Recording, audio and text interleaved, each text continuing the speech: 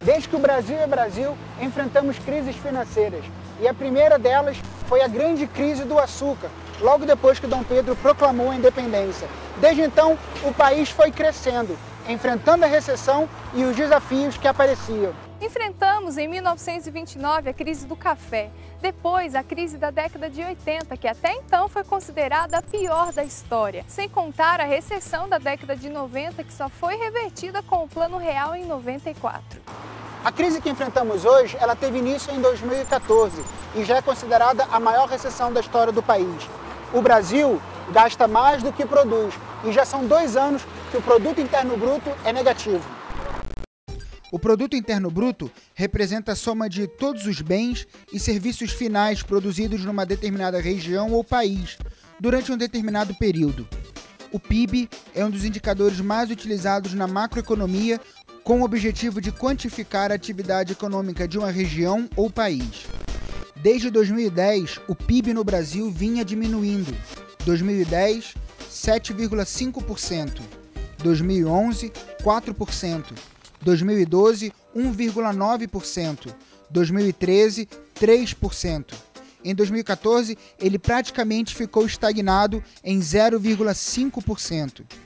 E nos últimos 2 anos, tivemos uma alta recessão no nosso país, onde o PIB marcou 3,8 negativo em 2015 e 3,6 negativo em 2016.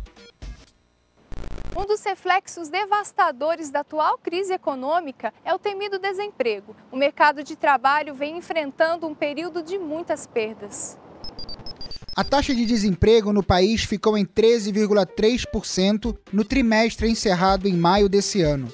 Segundo o IBGE, a taxa manteve-se estável em relação ao trimestre encerrado em fevereiro, mas ela é a maior taxa de desocupação para um trimestre encerrado em maio desde o início da série da pesquisa em 2012.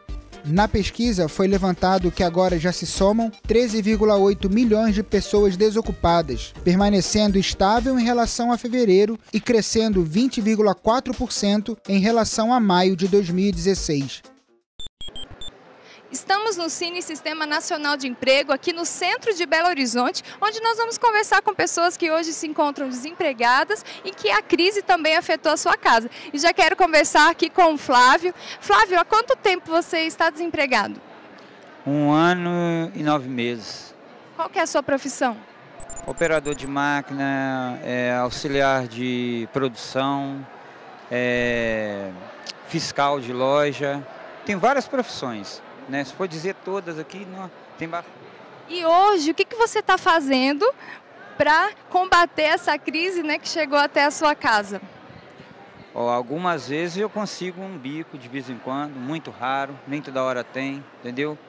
Ou então eu tento crescer lá em casa, lá fazendo latinha e tal, caneco, artesanato antigo, mas muito raro, porque precisa de catar sempre em lixo e tal, mas como a gente tem criança e tem que levar ao colégio e tal, aí fica meio difícil. E você tem dívidas? Bastante. E como que você está conseguindo pagar essas dívidas? As dívidas eu consegui pagar pela minha esposa quando ela está trabalhando, igual ela trabalha fechada, aí eu vou medindo a água com fubá, como diz o ditado. E quando eu estou trabalhando de bico e tal, ou quando eu ando de moto aí para tentar levar alguém até no ponto, tarde da noite, que não pode, aí paga uns 2 ou 3 reais para tentar comprar um pão para as crianças e tal. E é assim que eu vou levando. Lidar com o dinheiro não é tarefa fácil. A educação financeira é algo novo para o brasileiro que até então não tem muito conhecimento em lidar com as finanças. E por não saber investir seu dinheiro, acaba entrando em dívidas. Erasmo Vieira é consultor financeiro, dá palestras e escreve sobre o assunto para pessoas que buscam ajuda para sair da crise. Erasmo, vamos conversar sobre educação financeira. Eu queria falar contigo exatamente da necessidade da educação financeira para a educação de todo cidadão. Sim, a educação financeira é um item primordial hoje para você viver dentro do orçamento. Não tem nenhum problema em querer ganhar mais, querer receber mais. Aliás, ser digno e merecedor de receber é melhor do que ganhar, né? As pessoas muitas vezes colocam o seguinte, o problema é meu salário que é pouco, o problema as coisas estão aumentando. Isso é uma realidade que todo mundo sabe. Hoje está até melhor do que da época de inflação que tudo aumentava, mas a educação financeira quer que você viva bem com o seu dinheiro. O objetivo da educação financeira é isso, é viver e construir, usar o seu dinheiro para a realização dos seus sonhos. E num momento de dificuldade, em que o orçamento aperta, às vezes surge a questão do desemprego, aí isso aflora de uma forma muito mais rápida, né? A necessidade de um controle nesse momento é muito maior. Nessa realidade de desemprego no país, o que a pessoa está tentando enxugar do orçamento, está tentando fazer para conseguir uma renda extra? Como que você percebe a movimentação da população brasileira para tentar sair dessa crise? Bom, como você mesmo citou, a questão de rever o orçamento, olhar, agora todo mundo está enxergando a necessidade da pior maneira, né? Então, você tem que classificar dentro do seu orçamento o que são necessidades e o que são desejos. 70% de todo o nosso orçamento são desejos. Uau. E aí é que tem muita margem para você enxugar. Agora, muitas vezes... O que você classificaria como desejo? Só para a gente... Por exemplo, aqui. Eu pergunto assim que surge essa demanda nas minhas palestras, nas minhas orientações. Escola particular é necessidade ou é desejo? Né? Entendi. Tudo depende da segunda pergunta, qual que é? Tenho ou não tenho dinheiro? Você tem que saber, não adianta você querer dar a melhor escola para o seu filho, para a sua família, sem você ter condição financeira de honrar. Entendeu? Porque a melhor educação se dá em casa, né? O aprendizado é melhor em casa. É lógico, o filho tem que aprender no melhor local, mas você tem que ter, não pode, por exemplo, se endividar por conta disso, né? Então, muito cuidado. Na alimentação, né? Pergunte no supermercado, item a item, o que é necessidade e o que é desejo. Entendi. E isso vai mostrar para você. Você né? consegue cortar muita coisa, né? No sapato, o que é necessidade e o que é desejo. Como que está seu guarda-roupa?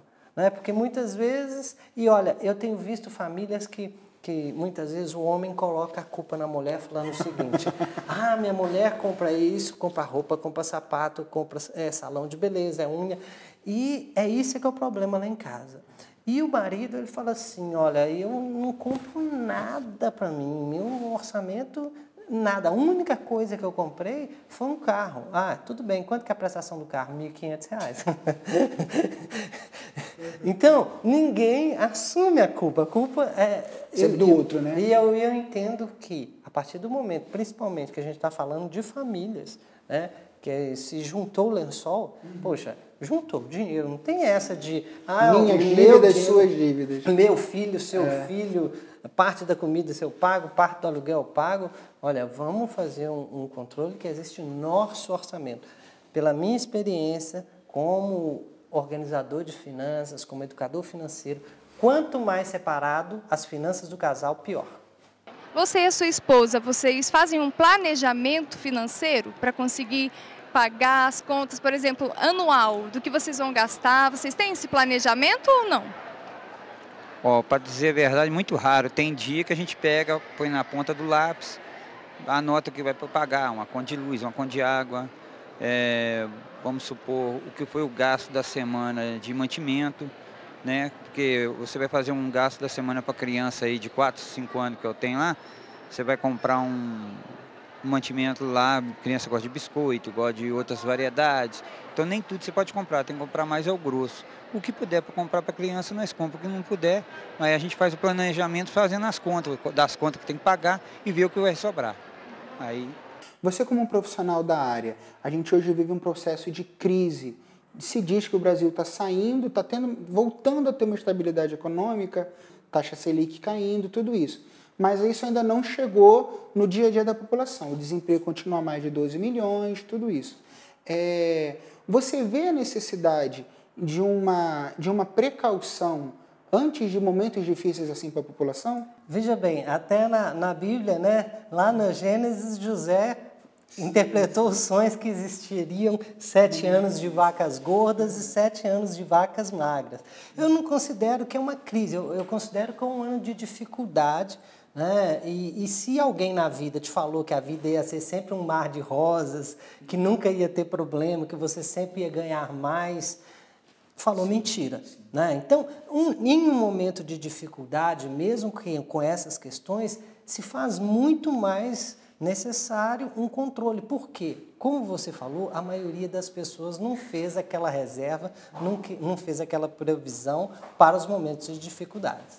E como deveria ser feita essa reserva? O que você indica? Olha, a primeira coisa, as pessoas têm que priorizar, organizar o orçamento e limpar juros do orçamento. Juros são um cupim que está comendo o orçamento de muitas pessoas. As pessoas estão até acostumando a pagar juros. E eu tenho, sempre nas minhas palestras, eu pergunto assim, você gosta de pagar multa? Aí todo mundo fala, não, por quê? Multa é um dinheiro jogado fora. Agora, quando você usa o seu cheque especial e paga juros, é dinheiro jogado fora. Sim. Quando você não paga o seu cartão no vencimento, é dinheiro jogado fora. Quando você não paga uma conta em dia, você está pagando dinheiro jogado fora. Então, isso deve ser eliminado do orçamento para que depois que você organizou seu orçamento, você passe a construir uma reserva financeira para uma eventualidade que é o ideal.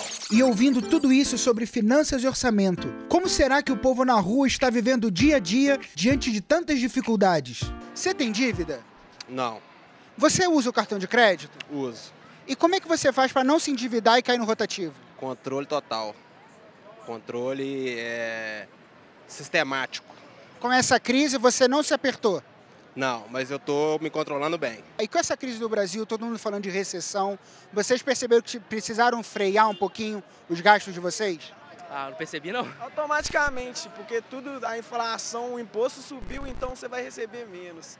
Então você de qualquer jeito, mesmo você não percebendo, você vai ter que gastar bem menos. Antigamente, igual eu comprei um refri 1,5 litro.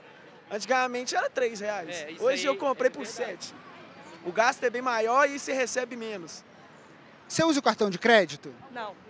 Por quê? Tem medo de cair na dívida? Eu prefiro não ter a dívida, né?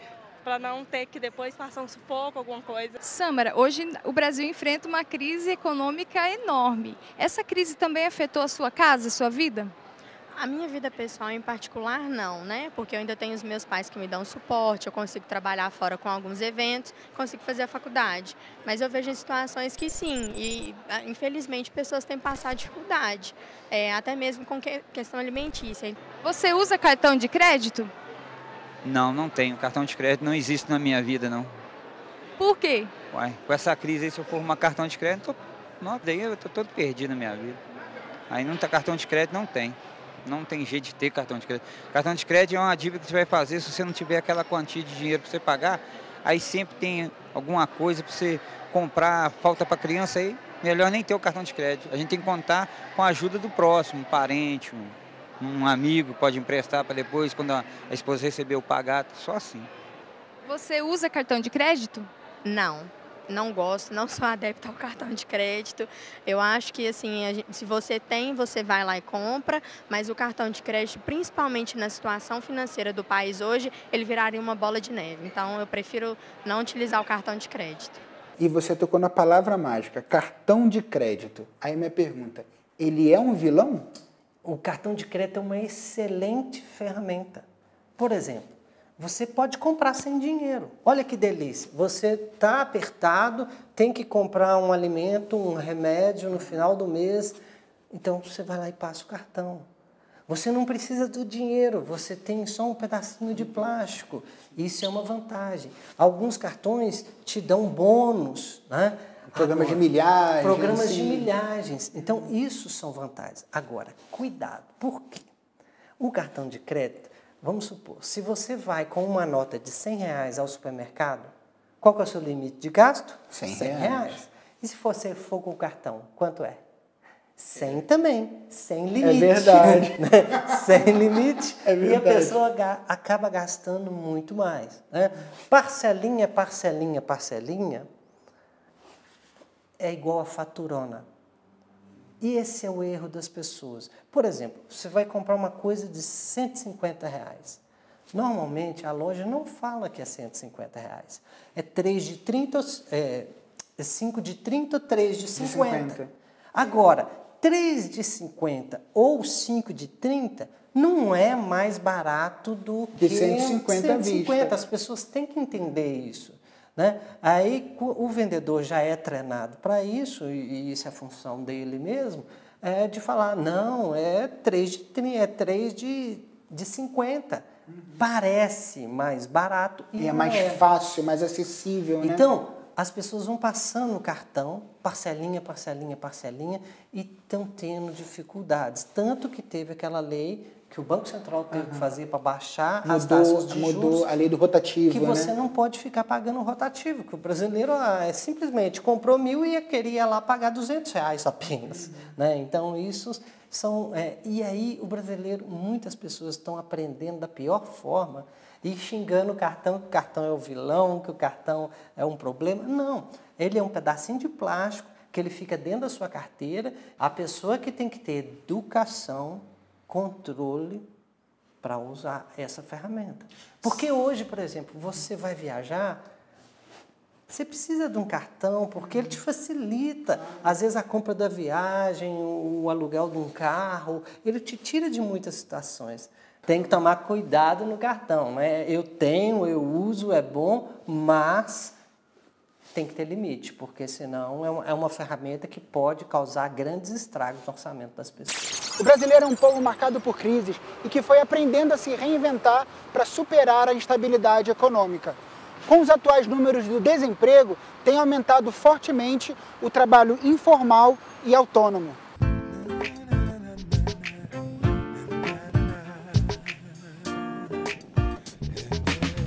Bom, gente, falando de maneiras de driblar a crise, agora a gente vai falar um pouquinho sobre o trabalho informal, que diante de tantas situações, tantas dificuldades financeiras, a população brasileira está dando um jeito de conseguir dinheiro. E isso se diz muito também dos transportes alternativos, ou seja, dos motoristas por aplicativos. E agora, nesse momento, eu chamei um carro, um motorista, e a gente vai conversar um pouquinho com ele para saber como é que é o dia a dia e o porquê ele optou por esse tipo de trabalho. Vale a pena? É somente para complementar a renda ou realmente dá para viver disso? Vamos conferir?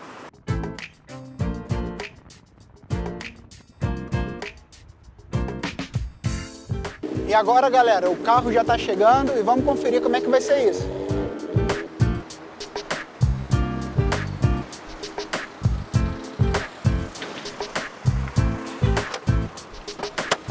Bom, a gente vai conversar aqui com o Dielson. Ó, o Dielson aqui, dá um tchau, Dielson. Pessoal, como é que vai? Tudo bem?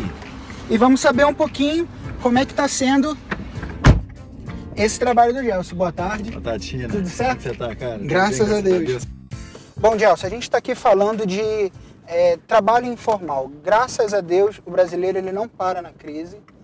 E a gente, ao longo desse programa, está percebendo que várias pessoas estão fazendo de tudo para poder pagar as contas.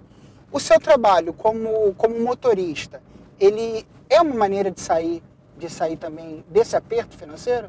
Com certeza, China. Com certeza, porque o brasileiro, ele não é preguiçoso, igual a gente escuta muitas pessoas falarem, né? Ah, brasileiro é preguiçoso. Não. O brasileiro é trabalhador e trabalha muito. E a gente precisa trabalhar, né? O trabalho dignifica o homem. E o trabalho como motorista particular, ele realmente também tem me ajudado, me ajuda muito a poder suprir as minhas necessidades de pai de família. Você ficou desempregado? Sim, que há 2 anos eu trabalho, foi meu último emprego no regime CLT, eu era gerente de serviços numa grande concessionária, de um grande grupo. Eu estava um pouco cansado de estar fazendo esse trabalho, quer dizer, trabalhando em prol do enriquecimento dos outros. Sim. E resolvi, já vinha conversando com minha esposa Érica, dessa intenção da gente empreender.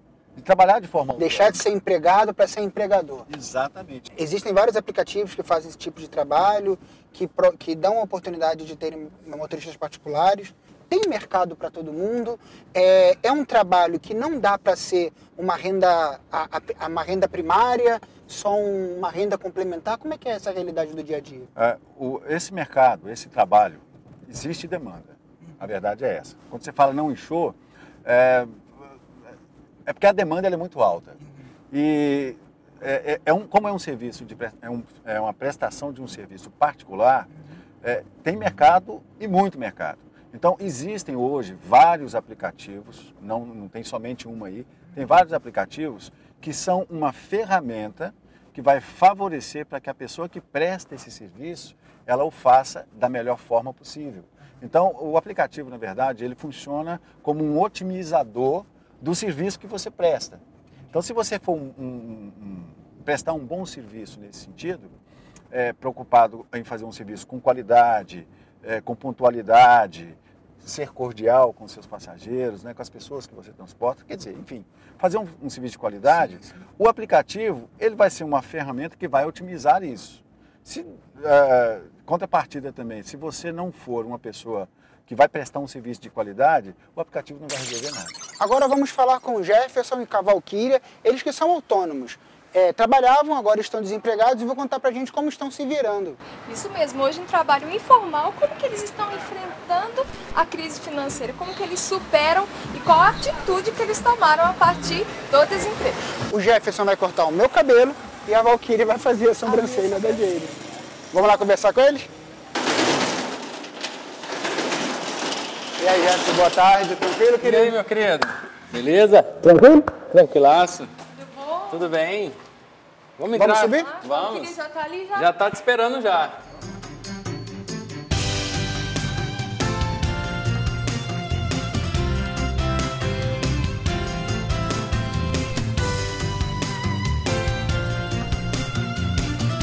Tranquilão? Tranquilo. Vem cá, quero saber do teu trabalho. Como é que foi decidir no meio dessa crise financeira que foi o espaço? Então, cara, acabou que a condição ficou um pouco difícil para trabalho, né? E então eu tive que me virar. Já faz um tempo já que eu já trabalhava como nesse ramo de barbearia, salão. Aprendi quando eu era mais criança, né? Quando mais adolescente, aprendi. E então eu fui, fiz um curso técnico, comecei a trabalhar, fiquei 10 anos trabalhando como técnico de segurança do trabalho. Você era terceirizado, né? Terceirizado, isso mesmo.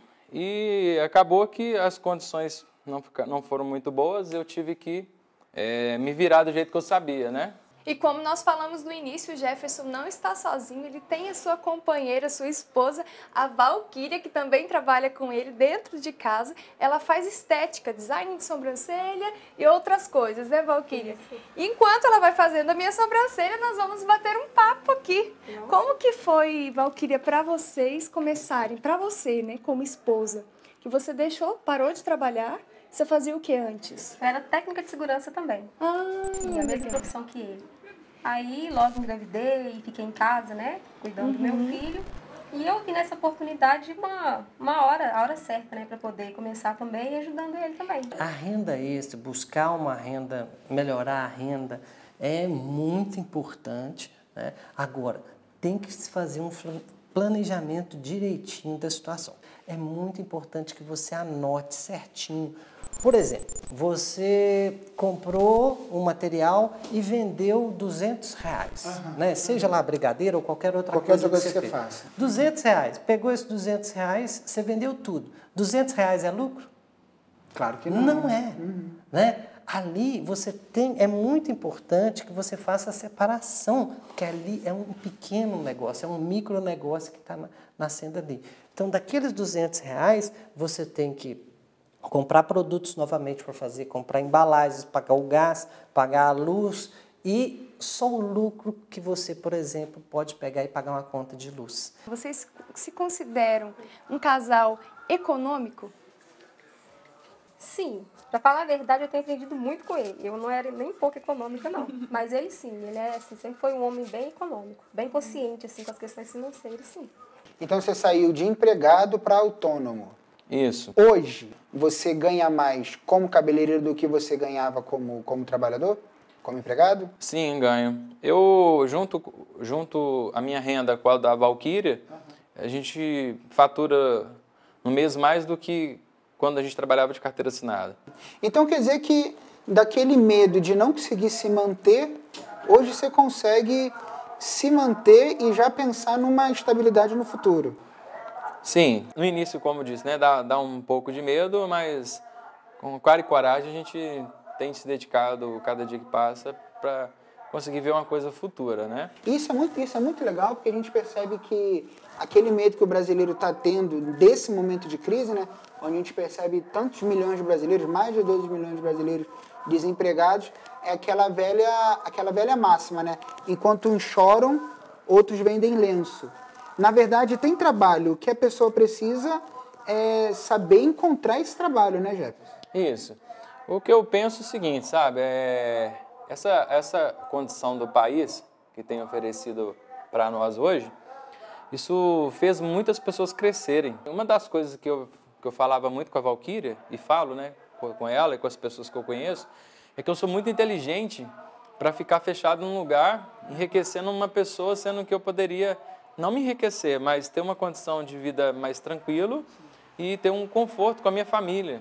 Porque hoje as pessoas não procuram, às vezes, muito dinheiro, procuram uma qualidade de vida. Não me acho tão limitado para ficar dentro de uma empresa, trabalhando muito durante a vida inteira e morrer ali, sabe? E sem ter qualidade de vida. O que eu tenho de relatos, amigos meus, é o seguinte, que às vezes a pessoa passa dentro da empresa ali 10 anos, 15 anos, quando ele enxerga o filho já está grande. O filho cresceu e ele perdeu o crescimento do filho de tanto ter que trabalhar. E aí você, com essa crise, com essa situação financeira do país, acabou que fez as pessoas descobrir o valor que elas têm, sabe? E criar uma oportunidade. E criar uma oportunidade. Porque tem até uma canção que fala, né? Quem sabe faz a hora, não espera acontecer. E essa canção me fez ir para frente. Um dia eu estava orando, perguntando a Deus, pedindo a Deus, Senhor, o que eu posso fazer? E surgiu essa canção na minha cabeça. Quem sabe faz a hora, não espera acontecer.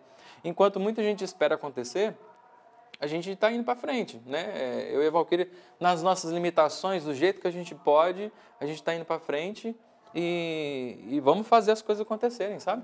A palavra crise, ela tem origem no latim e significa momento de mudança súbita. Então é hora de mudar os nossos interesses, mudar os nossos hábitos, mudar os nossos consumos, se interessar por política e por economia. Porque no momento em que nós nos interessamos pela situação que o país se encontra, nós temos condições de superar essa recessão.